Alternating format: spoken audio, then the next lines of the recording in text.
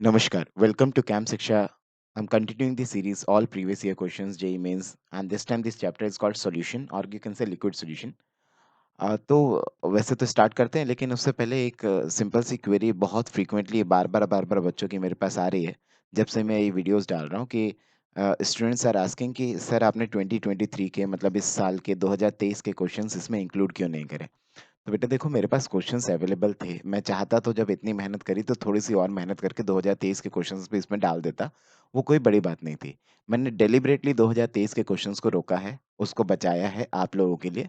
आप लोग क्या करो ना, मैं हर वीडियो में कम से कम 100 क्वेश्चंस के आसपास इंक्लूड कर रहा हूँ।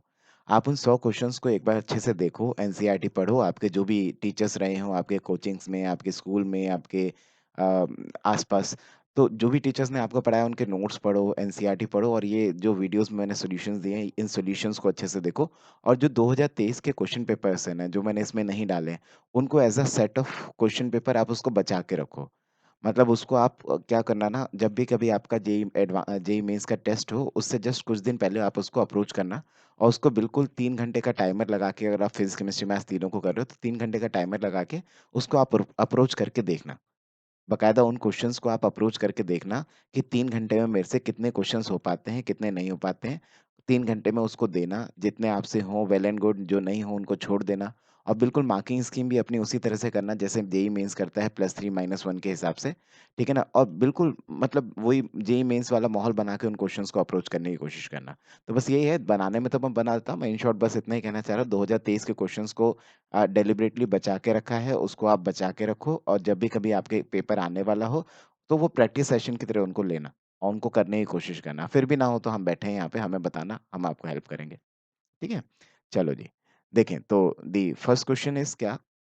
तो first question is from the session called 25th of July 2022 shift 1 paper JEE mains.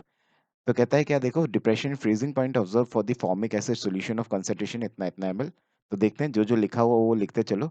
आपको कंसंट्रेशन दे रखी है, कंसंट्रेशन दे रखी है इतना एमएल पर लीटर। तो एक तरह से वॉल्यूम गिवन है, कितना गिवन है आपसे, कह रहा है 0.5 एमएल गिवन है सॉल्यूट का, कितने के अंदर, 1 लीटर ऑफ सोल्यूशन के अंदर। ठीक है, अगर सोल्यूशन में 1 लीटर लेता हूँ तो 0.5 एमएल गिवन है। अच्छा, और क्या गिवन है, देखो डेंसिटी भी गिवन है। डेंसिटी आपको क्वेश्चन में गिवन है कितनी, 1.05 ग्राम पर एमएल। तो इट इज 1.05 ग्राम पर एमएल।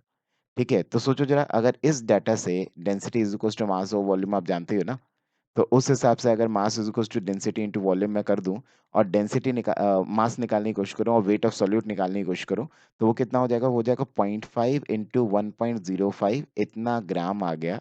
ठीक है, एमएल से एमएल कट ही जाएगा, तो इतना ग्राम आ गया। लेकिन किस में, ये सब कुछ कहाँ कैलकुलेशन किया हमने, 1 लीटर में। तो इतना आपका पड़ा हुआ है 1 लीटर सोल्यूशन के अंदर। तो 1 लीटर सॉल्यूशन के अंदर इतने ग्राम पड़े हुए हैं। तो वेट ऑफ सॉल्यूट आपके पास कितना आ गया, वेट ऑफ सॉल्यूट आपके पास आ गया जो यहाँ से कैलकुलेट करने पे आ रहा था, it is 0.525 gram HCOOH in 1 litre of solution, you can say 1 litre solution में इतना है।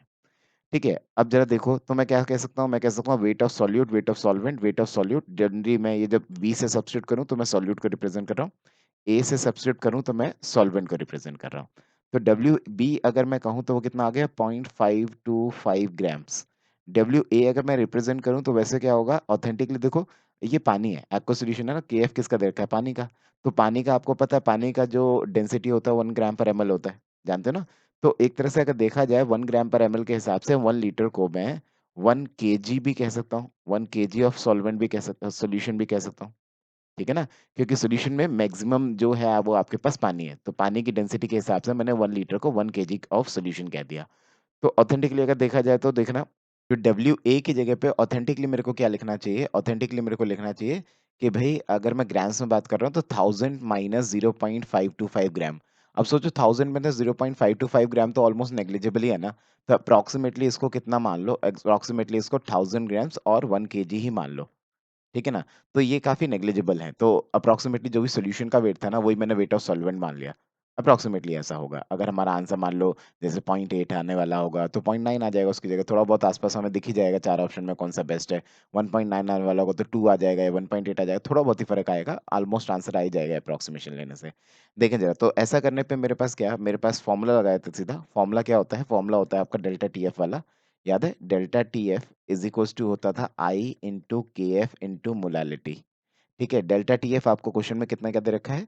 डेल्टा टीएफ दे रखा है 0.0405, इतने का डेल्टा टीएफ है। आई आपसे क्वेश्चन में निकलवा रहा है। केएफ का वैल्यू 1.86 दे रखा है। मोलालिटी आपको क्या दे दिया? Molality given mass of solute, जो कि हमने इतना निकाला, divide by molecular mass of the solute. Molecular mass of the solute is 46 into weight of solvent, जो मैंने बोला जिसको 1 ही मान लो, और 1 केजी है तो मेरे को ग्राम में कन्वर्ट करने की जरूरत नहीं, मतलब कन्वर्जन करने की जरूरत नहीं, ऑलरेडी ये केजी में ही है। ठीक है, तो बस यहाँ से आप कैलकुलेशन करना, कैलकुलेशन करने से यहाँ से जो आई आ रहा था वो आपका यहाँ से 1.9 आ जाता था। ठीक है ना? तो जो बेस्ट ऑप्शन आपके पास आएगा, that best option will be क्या? 1.9, ऑप्शन सी।